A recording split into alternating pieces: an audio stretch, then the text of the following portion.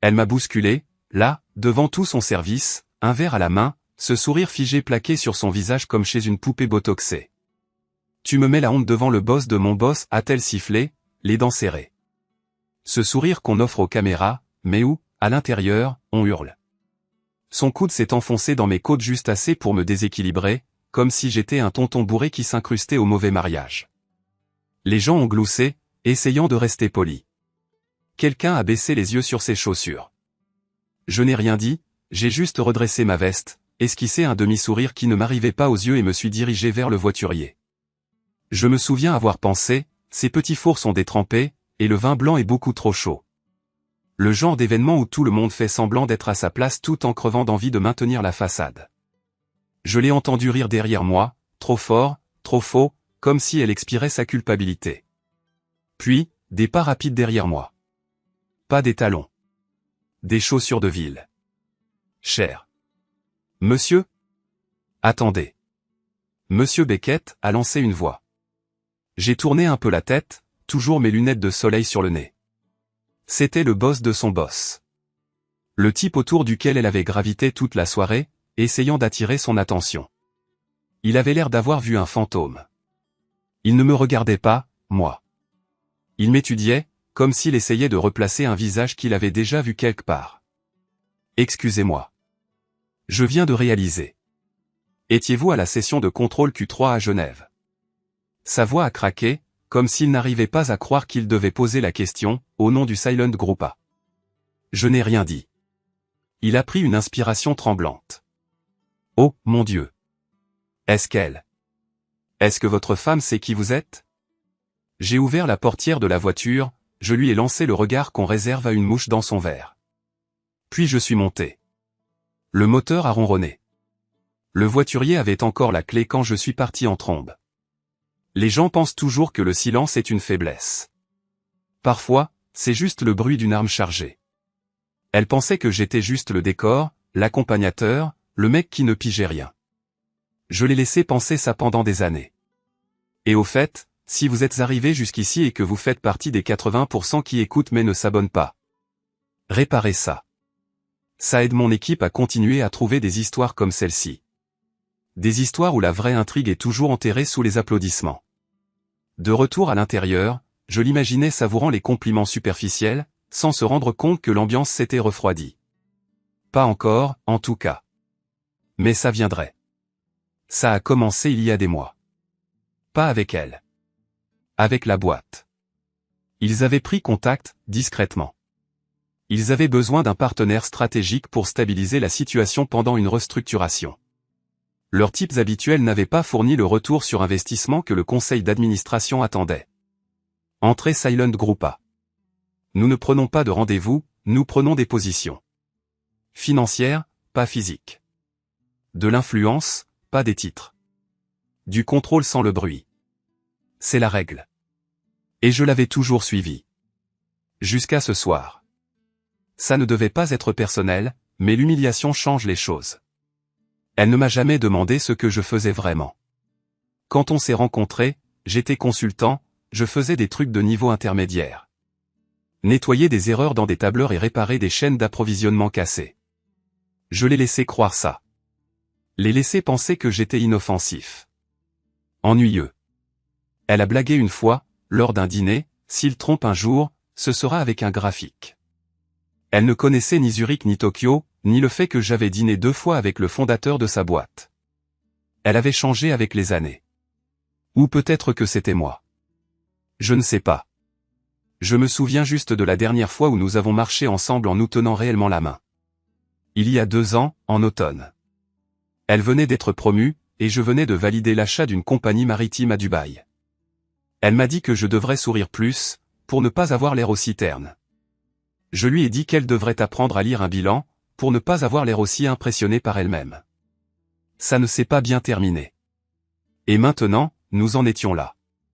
Moi dans une voiture rentrant chez moi, elle en train de rire avec des gens dont les carrières disparaîtraient s'ils voyaient un jour mes initiales sur un document de vote. Elle n'a jamais remarqué les petites choses. Ses approbations de notes de frais qui prenaient plus de temps, les revues budgétaires de son service qui étaient plus souvent signalées, la gêne pendant les QBR. Je ne la sabotais pas. Pas encore. Mais quand quelqu'un vous tend un couteau et vous met au défi de couper, vous vous souvenez où on vous l'a tendu, comment, et qui l'a vu. Et vous vous assurez que la personne s'en souvienne aussi. 2 mois avant la retraite, avant le vin, la bousculade, l'humiliation, j'étais à Genève. Une pièce sans nom sur la porte, juste une sécurité discrète et un protocole si fluide qu'on le remarquait à peine. Ils appelaient ça une session d'alignement stratégique, mais soyons réalistes. C'était un règlement de compte. Le genre où les gens sourient trop largement pendant que leurs services entiers sont discrètement effacés sur un tableur. La table était longue, en bois, d'un endroit que personne ne savait prononcer. J'étais assis près de la tête, à 2 places du fondateur. Mon nom ne figurait pas à l'ordre du jour.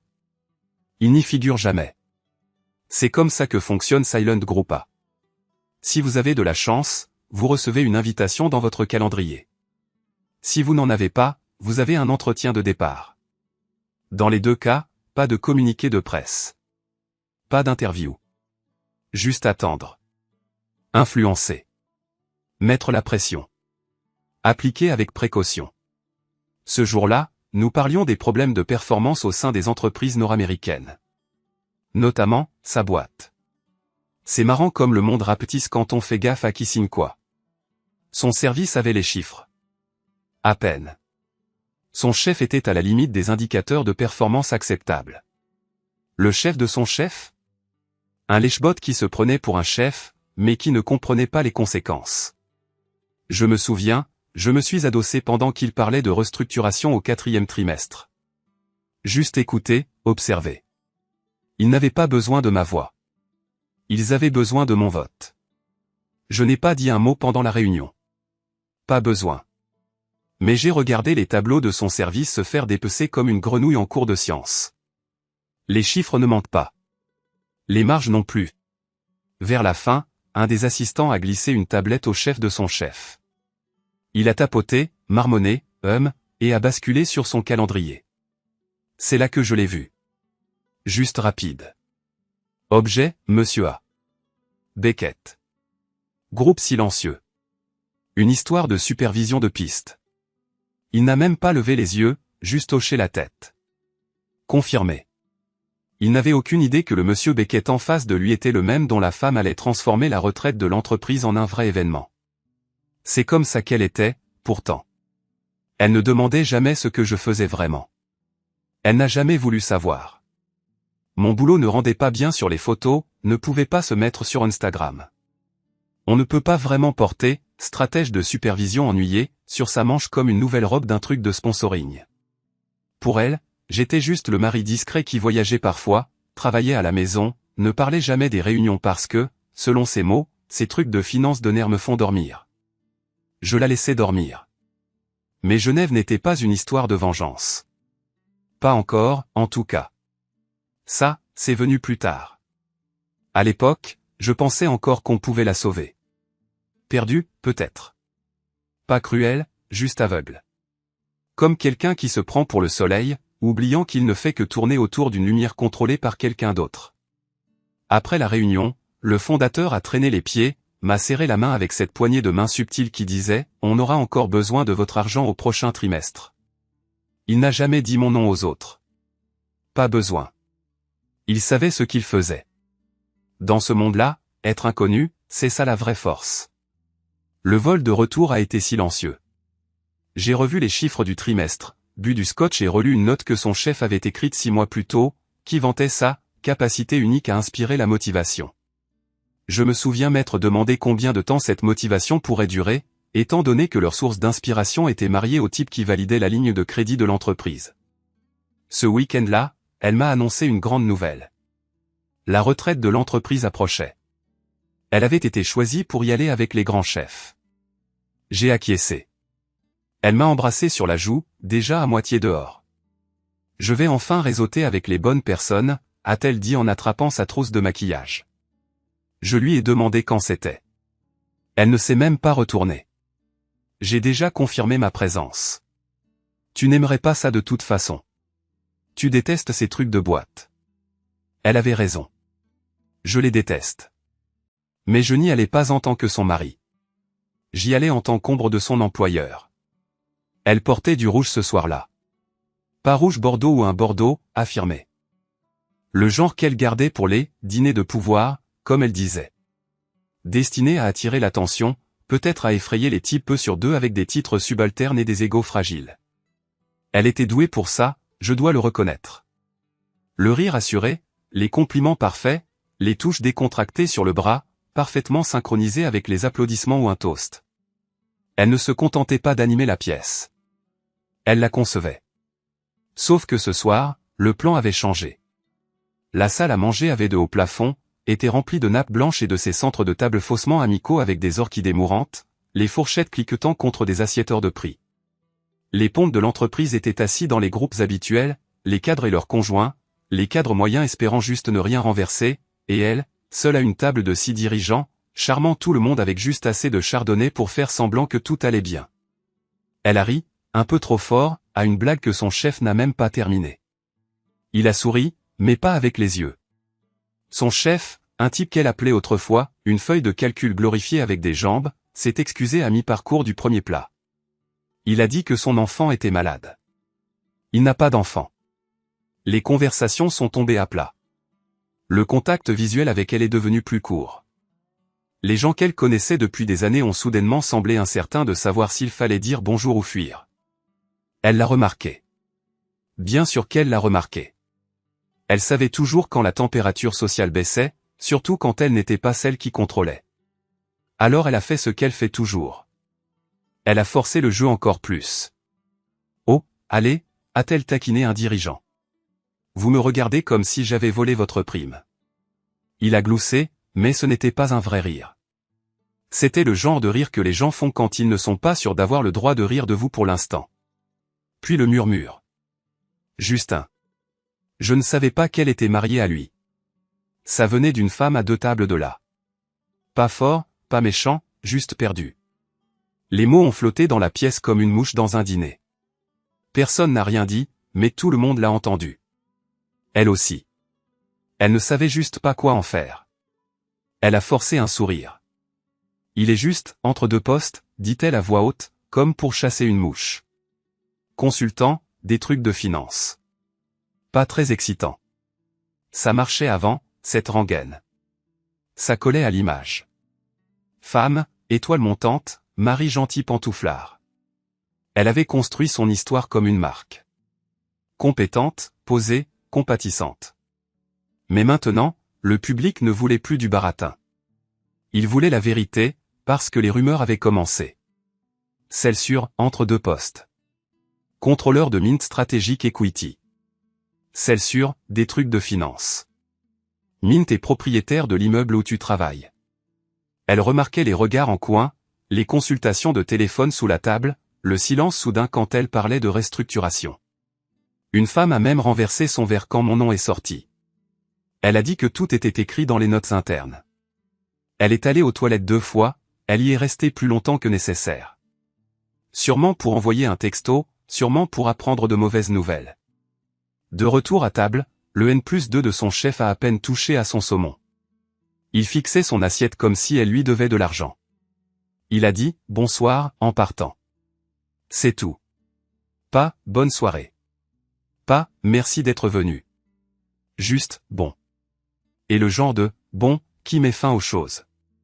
Elle est restée jusqu'au dessert par dépit, puis est partie dans un sillage de parfum et de déception, son téléphone serré contre elle comme s'il pouvait expliquer quelque chose qu'elle n'avait pas compris. Le lendemain matin, elle s'est levée tôt, a enfilé son blazer préféré et a marché d'un pas confiant dans la grande salle de conférence où se tenait la session de leadership. Son badge n'a pas marché. L'assistante a levé les yeux, embarrassée. « Oh, je crois qu'ils ont transféré votre équipe sur la session auxiliaire en bas. » Elle a cligné des yeux. Pas de session de leadership. Puis, le silence. Elle n'était pas sur la liste ce matin-là. Elle est restée là, agrippant son café, souriant comme si tout allait bien. Comme si elle s'était trompée de salle. Comme si ce n'était pas la première porte qui se refermait. Elle n'avait aucune idée du nombre de celles qui allaient suivre. On ne s'est pas parlé dans l'avion du retour. Pendant tout le trajet jusqu'à l'aéroport, elle était affalée contre la vitre, les bras croisés, respirant bruyamment. Je n'ai pas proposé de porter son sac. Elle ne l'a pas demandé. Le silence était normal entre nous, mais celui-ci était différent. Il était chargé, tendu, menaçant, pas juste une habitude. De retour à la maison, elle n'a même pas défait ses valises. Elle a foncé dans la cuisine, toujours perchée sur ses talons, et a claqué son sac à main sur le comptoir comme s'il l'avait insulté. C'était quoi, ce bordel, a-t-elle lâché. J'ai levé les yeux de la cuisinière, en touillant mon risotto comme si de rien n'était. Elle a ricané. Tu m'as humilié. J'ai laissé le silence planer un instant. Puis, cuillère à la main, j'ai dit calmement, ah bon? Oh, fais pas ça. Ne fais pas la victime maintenant, a-t-elle rétorqué, en arpentant la pièce comme si elle était piégée. Tu es resté planté là comme une putain de statue pendant que j'essayais de tisser des liens avec des gens qui comptent vraiment. T'as disparu comme un fantôme. Qu'est-ce que tu foutais, au juste? J'écoutais, j'ai dit. Écoutez quoi? Que je me fasse blacklister de mon propre cercle parce que tu as mis un malaise pas possible? J'ai dû expliquer à un vice-président pourquoi mon mari avait l'air d'assister à un enterrement. J'ai baissé le feu. Puis, sans lever les yeux, j'ai demandé, tu as déjà tapé le nom de la maison mère de ta boîte sur Google? Elle s'est figée. Ce silence, cette hésitation, m'ont tout dit. Non, a-t-elle dit, mais c'était faible. J'ai juste hoché la tête. C'était tout. Pas de sermon, pas de grande révélation. Juste une petite poussée vers le précipice. Elle a essayé de garder le contrôle le reste de la soirée, énumérant les raisons pour lesquelles j'étais le problème, pour lesquelles j'avais gâché sa chance de rencontrer les bonnes personnes, pour lesquelles je ne pouvais pas gérer sa réussite. Elle a dit, intimidée, 2 fois, une fois avec venin, une fois avec pitié. Elle est allée se coucher tôt, en marmonnant que je ne soutenais jamais sa carrière. J'ai dormi dans la chambre d'amis, je n'ai entendu la porte s'ouvrir en grinçant qu'après minuit. Je savais qu'elle regarderait. La curiosité finit toujours par l'emporter sur l'arrogance. Le tiroir n'était pas fermé à clé. Ce n'était pas nécessaire. Les gens ne cherchent pas les choses qu'ils ont trop peur de trouver. Le dossier était noir uni. Pas de logo, juste des documents agrafés à l'intérieur, des itinéraires de voyage de Genève, Dubaï, Singapour. Des organigrammes d'entreprises, des complexes avec des structures de holding, des sociétés écrans, des fiducies. Au début, ça ressemblait à du charabia. Mais enfoué à 3 niveaux de profondeur, il y avait son entreprise, ou plutôt la holding. Au-dessus de son entreprise, des ordres du jour de réunion surlignés. Pas de son bureau, de la salle du conseil, 2 niveaux au-dessus de son PDG. Puis la dernière page, une photo imprimée, pas numérique. Pas quelque chose qu'elle pouvait effacer. Elle datait de la retraite. Elle, souriante dans cette robe rouge, le bras levé, posant à côté du N+2 de son chef. Il avait l'air raide. Elle avait l'air heureuse, naïve. En dessous, une légende en gras, évaluation terminée. Pas de signature, pas de filigrane. Juste moi l'imaginant assise au bord du lit, le dossier sur les genoux, relisant encore et encore, essayant de comprendre cette phrase qui n'avait rien à faire sur une photo de vacances. Se demandant qui l'avait prise, pourquoi elle existait, qui avait besoin de cette évaluation. Et c'est là que ça la frapperait. Elle n'avait pas seulement mal interprété l'ambiance d'une pièce. Elle avait mal interprété les fondations même de sa carrière. Parce que ce n'était pas seulement le chef de son chef qui la surveillait. C'était moi. Depuis des hauteurs qu'elle n'aurait jamais imaginées. D'en haut. Les gens qu'elle avait passé une décennie à essayer d'impressionner. Et je n'avais même pas eu besoin de demander la photo. Elle m'avait été envoyée automatiquement. Le lundi avait une saveur différente. D'habitude, elle débarquait au bureau avec 10 minutes de retard, un café gratuit à la main et un sourire qui hurlait « Je suis indispensable ». Mais ce matin-là, ses talons résonnaient sur le sol comme des tirs de sommation. Clac, clac, clac, plus lentement que d'habitude, calculé. Son sourire était là, mais crispé, comme si elle se préparait à quelque chose sans savoir d'où ça viendrait. Son chef, Greg, était déjà à son bureau, ce qui était bizarre. C'était le genre de mec à arriver vers 10h mais à répondre aux emails à 2h du matin pour avoir l'air occupé. Mais aujourd'hui, il s'est levé en la voyant, lui a souri avec une politesse cassante qui lui a noué l'estomac. « Bonjour », a-t-il dit. Trop formel. « Salut, Greg », a-t-elle répondu, scrutant son visage comme s'il lui devait des explications. « Tout va bien ? Il a hoché la tête une fois. Tout va bien. Juste une semaine chargée en perspective. Ce n'était pas son ton habituel. C'était la voix de quelqu'un qui construisait une affaire, qui ne disait rien qui puisse être retenu contre lui. Elle s'est assise à son bureau, essayant d'ignorer la panique qui lui montait à la gorge, a ouvert son ordinateur portable, a pris une gorgée de café en douceur, a vérifié Slack, puis Outlook. Et c'était là. Un email interne qui lui avait été transmis par erreur. Pas de Greg, de son chef de cabinet. Pas d'objet, pas de contexte, juste un bref fil de discussion enfoui à l'intérieur. Elle a cliqué dessus. L'objet d'origine, restructuration de l'acquisition aux considérations internes. Une ligne se détachait, en gras, doit-on forcément l'impliquer dans les discussions sur l'acquisition? C'est délicat. En dessous, une douzaine de noms étaient en copie conforme. Juridique, RH, conformité, et un autre. Adrian Beckett, supervision stratégique, groupe silencieux A. Son cœur s'est arrêté. Elle a cliqué sur le nom dans Outlook, a ouvert la fiche de contact. Le même numéro de téléphone qu'elle utilisait pour l'appeler quand elle avait besoin qu'il aille chercher son pressing. Le même nom de domaine qu'elle n'avait jamais pris la peine de remettre en question. Elle a relu la ligne. Doit-on forcément l'impliquer? Doit-on forcément? C'est là que la confusion a cédé la place à la terreur. Pas devrait-elle être incluse? Pas est-elle au courant? Non. Le ton était déjà celui d'une affaire conclue. Son rôle avait déjà été disséqué, son importance débattue. Il ne partait plus du principe qu'elle ferait partie de l'avenir. Maintenant, elle n'était plus qu'un problème qu'il devait justifier. Elle s'est levée d'un bond. Sa chaise a reculé et a heurté le mur de verre derrière elle. Un jeune analyste a jeté un coup d'œil, puis a détourné les yeux rapidement. Elle s'est précipitée vers l'escalier. Pas les ascenseurs. Trop lent. Trop visible. 2 étages plus bas, dans le parking, sa main tremblait en sortant son téléphone et en composant le numéro. Ça a sonné une fois, puis directement sur la messagerie vocale. Messagerie vocale encore. Toujours la messagerie vocale. Adriane, a-t-elle dit, essayant d'avoir l'air stable, pas paniqué. Rappelle-moi tout de suite, s'il te plaît. Il faut qu'on parle de quelque chose. Je viens de voir, je crois. Je crois qu'il y a une sorte d'erreur. Rappelle-moi. Elle a raccroché, fixant le mur de béton du garage comme s'il contenait les réponses. Elle a rappelé. Toujours rien. De retour en haut, les murs semblaient se refermer sur elle. Des emails apparaissaient, mais aucun de lui. Des messages Slack sur des réunions et des feuilles de temps défilaient, comme si de rien n'était. Puis Greg a frappé au carreau de son bureau. Quick 5, a-t-il demandé avec le même faux sourire. Elle a hoché la tête. Il s'est assis. Il n'a même pas ouvert son ordinateur portable, pas de notes. On va faire quelques changements, a-t-il dit, comme s'il parlait de déplacer des meubles. Il y a une histoire d'acquisition qui se passe cette semaine. Truc sensible.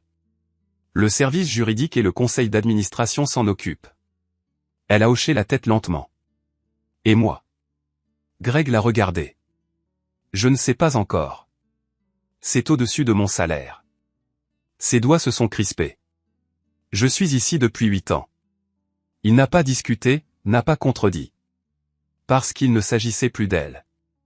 Il s'agissait de savoir qui était dans la pièce quand les décisions étaient prises. Et l'un d'eux était dans sa cuisine vendredi soir, coupant calmement une pomme pendant qu'elle l'accusait de l'embarrasser.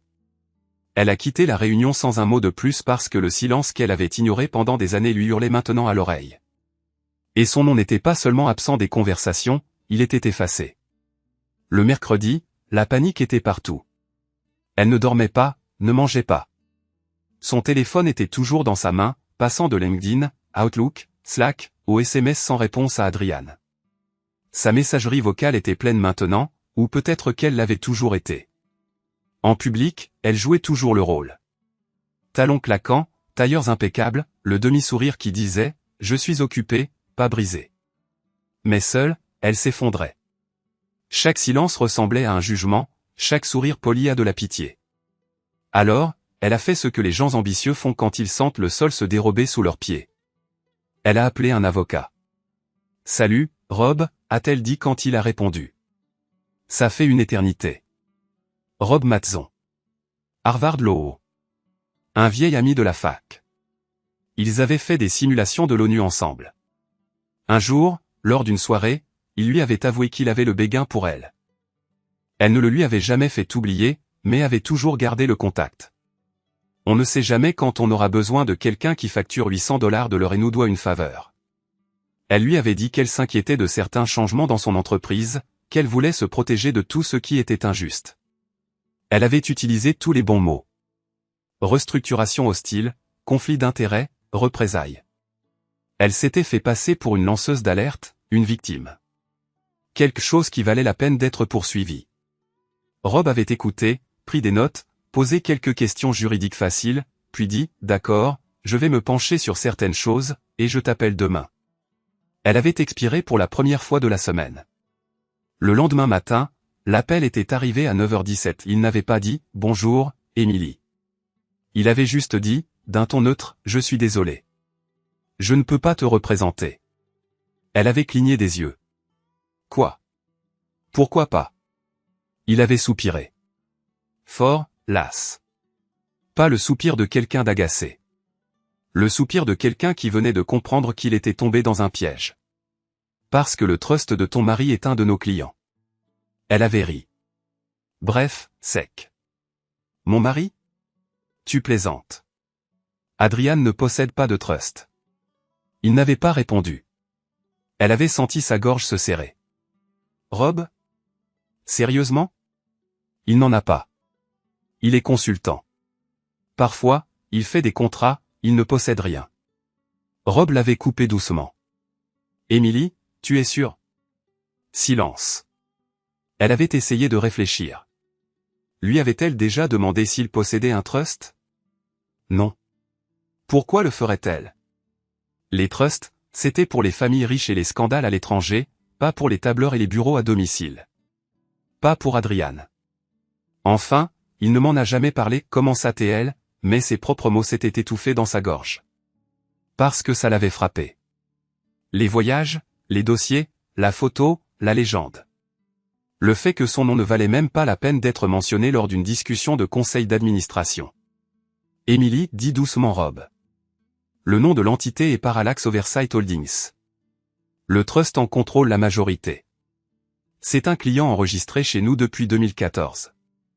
Je n'avais juste jamais fait le rapprochement parce que le trust utilise un mandataire de gestion. Jusqu'à ce que je vérifie les déclarations de bénéficiaires.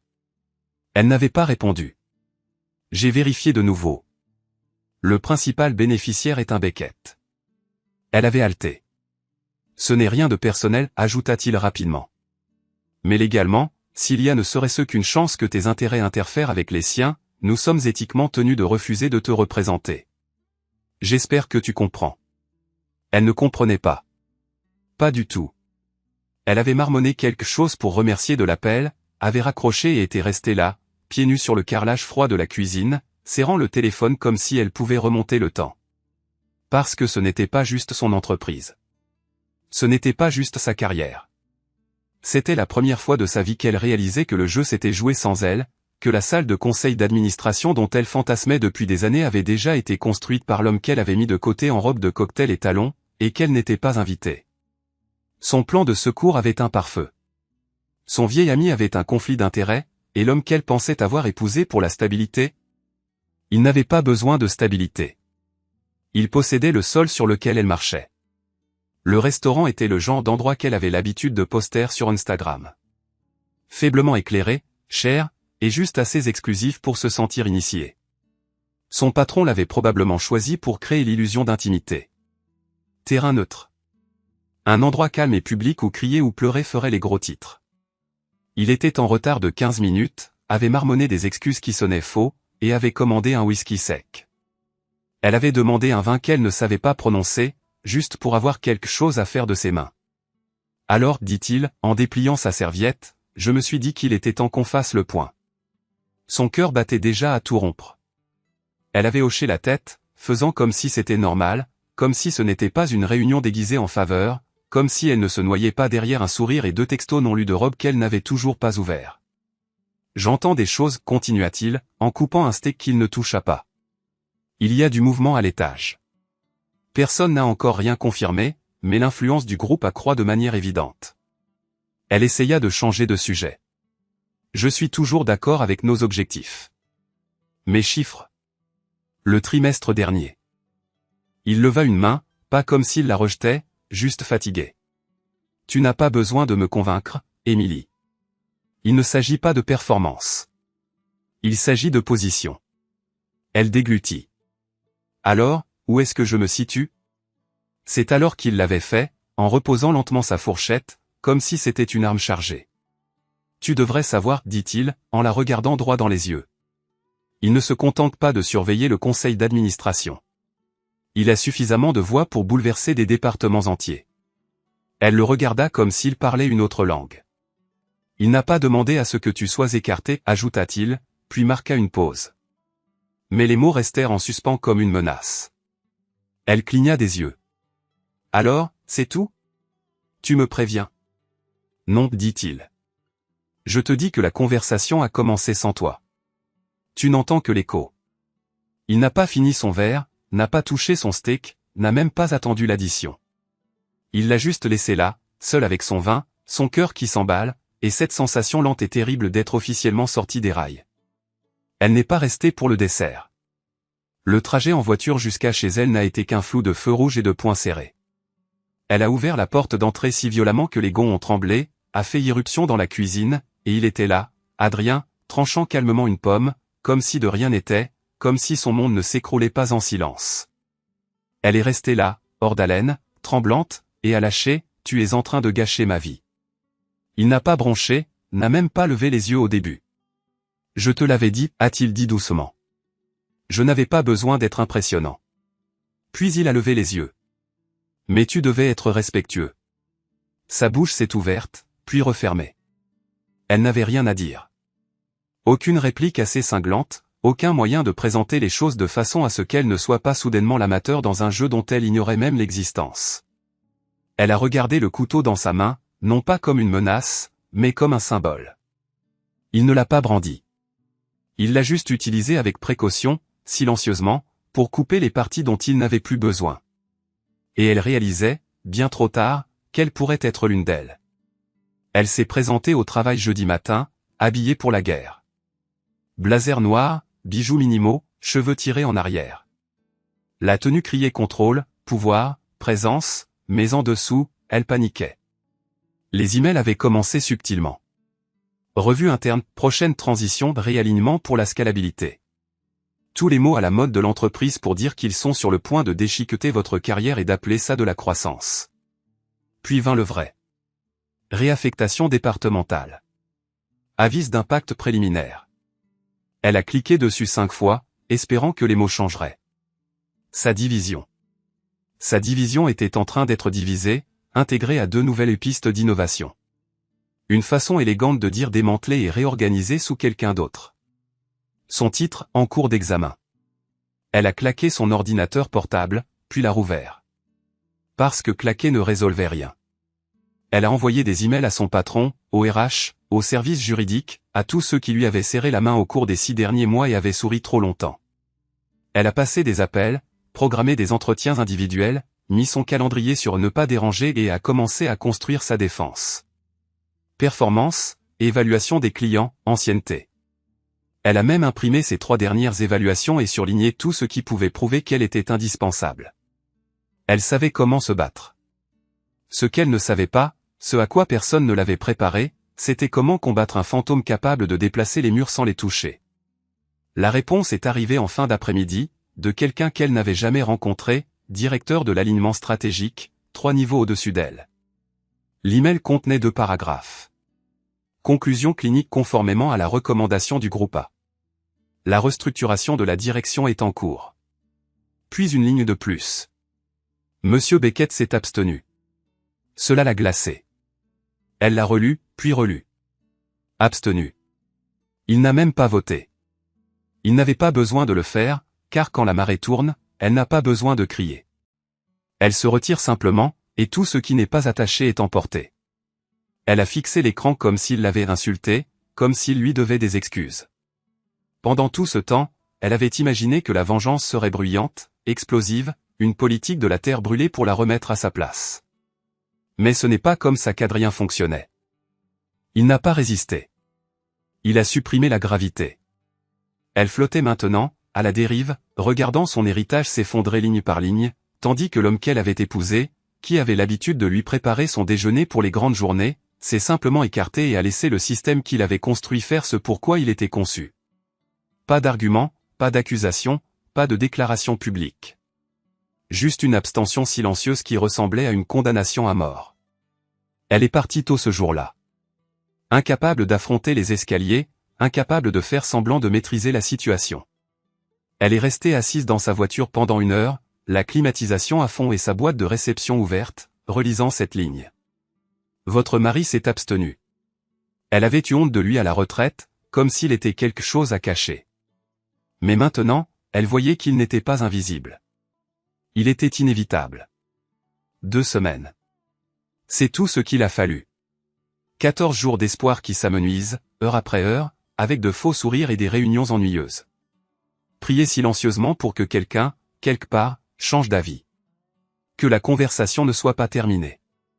Que son nom figure encore sur une liste. Ce n'était pas le cas. Elle était à la moitié de son 3e espresso, affalée sur des tableurs sur lesquels elle ne travaillait même plus, lorsque l'email est apparu. Décision finale. Poste, conclusion. Elle n'a pas cliqué dessus au début. Elle a juste fixé l'objet comme si c'était une arme pointée sur elle. Puis elle l'a ouvert. Avec effet immédiat, votre poste est supprimé dans le cadre de l'initiative d'alignement sur l'équité du groupe A. Pas d'excuses, pas de transition. Juste une conclusion. Avec effet immédiat. Elle a scanné la signature en bas. Un certain vice-président des opérations qu'elle n'avait même jamais rencontré. Froid. Corporatif. Anonyme. Mais il y avait une liste de destinataires en copie, service juridique, conformité RH, et un autre. Adrian Beckett. Pas de titre à côté de son nom. Aucun rôle n'est indiqué. Juste là. Regardant. Sans rien dire. Toujours dans la pièce. Puis elle a vu le mot agrafé. Nous vous remercions pour vos services rendus à l'entreprise. Une lettre de recommandation a été refusée à la discrétion du conseil d'administration. Nous vous souhaitons bonne chance dans vos projets futurs. Elle cligna des yeux. Pas de recommandation. Aucun pont qui n'ait été incendié. Il ne la licenciait pas simplement. Il l'effaçait. Elle se leva si vite que sa chaise tomba par terre. Personne ne regarda. Ou, si c'était le cas, ils détournèrent les yeux. Elle entra dans le bureau de son patron en trombe. Il n'était pas là. Elle appela son portable. Il décrocha à la 2e sonnerie. Greg. Commença-t-elle, déjà à bout de souffle.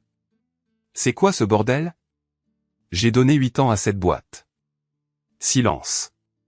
Tu ne peux pas laisser faire ça, lança-t-elle. Dis-leur. Dis-leur que je suis un atout essentiel. Dis-leur. L'interrompit-il, la voix monocorde. Tu l'as bien cherché. Puis il raccrocha. Comme ça. Sans compassion. Sans limiter les dégâts. Sans promettre de voir ce qu'il pouvait faire. Juste la dure, froide vérité. Elle s'effondra sur sa chaise, sentit la chaleur monter dans sa poitrine et sa gorge. Les larmes la menacèrent, mais ne coulèrent pas. Pas encore, pas ici. Parce qu'elle comprenait enfin que ce n'était pas une punition. C'était une correction. Elle avait passé des années à grimper à une échelle sans vérifier qui l'avait construite, et l'homme qui l'avait fait. Elle l'avait traité comme un paillasson, comme un bruit de fond, comme un boulet. Elle se souvenait de la soirée où elle avait dit à un collègue, « Adrian est super. C'est juste qu'il ne comprend pas vraiment mon monde. » Comme s'il était le plat d'accompagnement embarrassant de sa vie 5 étoiles. Il s'avère que son monde avait un plafond, et que c'était lui qui possédait l'air au-dessus. Elle emballa ses affaires en silence. Non pas qu'il restait grand-chose. Elle avait été discrètement exclue des projets depuis des semaines. Son badge ne fonctionnait plus à la plupart des étages. En partant, personne n'osa la regarder dans les yeux. Personne ne dit au revoir. Juste un agent de sécurité à l'accueil qui lui fit un signe de tête polie et lui tendit une enveloppe scellée. Elle l'ouvrit sur le parking. À l'intérieur, il y avait ses papiers de fin de contrat et une simple feuille de papier à en tête du conseil d'administration.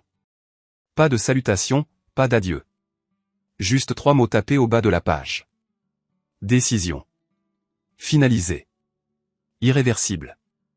Pas bruyant, pas vengeur. Juste terminé. La table était toujours là. Le même coin ébréché, le même parasol bancal qui n'apportait jamais assez d'ombre. C'était romantique, autrefois, ce petit bistrot niché entre un fleuriste et une librairie. Leur endroit. Ils y avaient mangé à chaque anniversaire pendant 8 ans, s'étaient assis du même côté de la table, avaient partagé un dessert, s'étaient disputés une fois pour savoir s'il fallait commander le canard ou le risotto, puis avaient ri jusqu'à en perdre haleine. Ce souvenir vivait là comme un fantôme. Maintenant, elle était assise seule. Pas de vin, pas de menu, juste un cappuccino tiède et une paire de lunettes de soleil qui ne cachaient rien. Elle paraissait plus vieille, pas dans le miroir et les miroirs mentent, mais dans sa façon de s'asseoir. Comme si chaque articulation lui faisait mal. Comme si le temps avait commencé à percevoir des intérêts. 3 semaines s'étaient écoulées depuis l'email de licenciement, depuis que la voix de Greg lui avait dit ce qu'elle savait déjà, depuis que le dernier de ses posts LinkedIn était resté sans réponse et que les SMS à d'anciens collègues avaient été ignorés. Rien que du silence radio ou des excuses. Plus personne ne voulait être de son côté parce que son côté était radioactif. Quelques chuchotements sont remontés jusqu'au conseil d'administration. Retombée. Interférence silencieuse du groupe. Elle avait forcé la dose. Elle avait attendu chaque jour qu'Adrian la contacte. Un message, un appel, ne serait-ce qu'une ligne pour dire « Je ne voulais pas que ça se termine comme ça ». Mais le silence est une décision, lui aussi, et le sien avait été assourdissant. Puis elle l'a vu. Pas en face d'elle, de l'autre côté de la rue. Adrian. Net, posé, marchant comme un homme qui ne remettait plus ses pas en question. Une veste de sport bleu marine, pas de cravate. Un téléphone dans une main, la confiance dans l'autre. Elle retint son souffle. Elle se leva. Adrian. Il ne s'arrêta pas tout de suite, mais quelque chose dans sa voix le fit se retourner. Pas de surprise, pas de colère. De la reconnaissance. Il s'approcha. Elle vit les rides sur son visage maintenant, non pas celles de l'âge, celles de la clarté. S'il te plaît, dit-elle. Parle-moi, juste. Il la regarda comme on étudierait un tableau qu'on a aimé. Avec distance, avec souvenir, sans besoin. Tu as dit un jour que je n'étais pas à la hauteur de ton cercle, dit-il doucement. Elle cligna des yeux. Je ne voulais pas dire. Tu avais raison, continua-t-il. J'étais bien au-dessus. Ses mains tremblèrent. Je ne savais pas qui tu étais. Quoi? Toi. Il la coupa doucement, sans cruauté. Et je n'ai jamais eu besoin que tu le saches. Les mots l'atteignirent plus fort que n'importe quel cri ne l'aurait fait. Non pas parce qu'ils étaient brutaux, mais parce qu'ils étaient définitifs. Pas de discours vengeur, pas de liste de ses péchés, pas de seconde chance. Juste du détachement, aussi net qu'un fil coupé. Il se retourna et continua son chemin. Pas vite, pas dramatique, juste terminé. Elle resta là longtemps après, à fixer la chaise en face d'elle comme si elle allait se remplir, comme si quelque chose allait encore être dit. Mais le bistrot resta silencieux, et pour la première fois, elle aussi. Mister alle mine 10.000 følgere. What? Er du oppe like that? What? Jeg havde sgu da skjold op. Okay, vi skal lære nogle bonus her, så skal vi ud og have en dog. Når vi så har fået en dog. Okay, skjold er legit broken. Altså ikke broken, godt broken, ødelagt. Det virker ikke. Du har min 9G. Nå ja. En bastion. Nej, det er sgu da fortress. Eller hvad? Udstand sub står ved hjørnet. Men jeg har ikke addet kommenten igen. Jeg kan ikke finde ud af det. Hey, hvad fanden er det, han har på, ham her? Og hvorfor har han det på? What the fuck? Nå, nu virker den. The fuck? Hvorfor virkede den ikke før? Nice upfade. God mod. Kæmpe mod her. Nu skal jeg lige se, om man får bone meal af det her, eller man bare får bones. Fordi hvis man får bones, så er det kæmpe. Ej, det er bone meal. Det er lort. Bronze armor. Der skal da bronze i spillet. Og der har været nogen her, kan jeg se. Try hard. Ja, det er tungt. Nå, vi tager lige den der, og så skal jeg have noget fra ham her. Ingen anden kommer nok på et tidspunkt.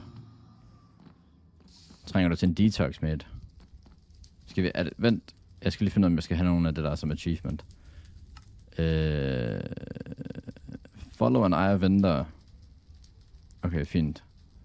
Det kunne vi godt gøre. Og så Blaze, føler jeg også, vi skal have noget af.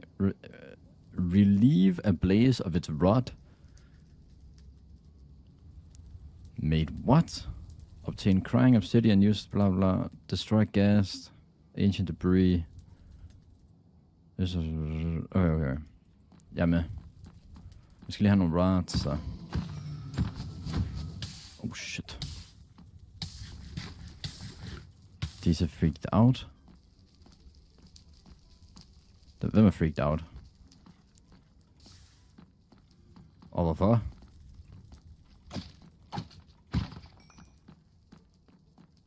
Husk tager en lykke, det er i orden, Paller. Godt at se dig med. For helvede. Jeg må faktisk være dø. Det er lidt grumt der. Det er sjovt, hvorfor er det så meget nemmere at spille på 1 HP, end det er på fuld HP. Er du flyvende i dag? Ikke så meget hardcore, det der. Nej, men det er fucking svært. Jeg ved ikke, altså... Jeg kan forklare det. Det er jo røvsvært. Når der er en bastion lige ved siden af os. Oh my god. Okay, så kan vi bare lige gøre begge dele. Du er mere forsigtig. What the fuck i fanden? Hvorfor skader han så meget, mand? Okay, fuck det der, det gider jeg ikke så. Okay, må jeg komme ned her? Jeps, achievement nemt. Jeg går ud fra, at de har taget guldet, dem der har været nede i speedrun-spillet. Okay, vi har fået rodden. Into fire. Good. Okay, så skal jeg have et Wither Skeleton Skull, men det er sådan lidt... Okay, det er en kæmpe portal, jeg har lavet i om ikke andet. Lava så også kan med. Jeg synes, jeg kunst rated i går, gutters. Var det ikke nice? Oh shit. Jeg havde med dragen død efter en halv time. Nixu og Kasper, og jeg mener, der var en eller anden eller sådan noget. De kan bare ind og speedrunnede den. Så det, hvis ikke jeg får det der æg af dem, så ved jeg ikke lige, hvordan jeg skal få alle achievements. Flood rate indtil en bestemt person kom ind. Hvem var det? Creative. Ja, så snyder vi bare. Der ikke er noget for.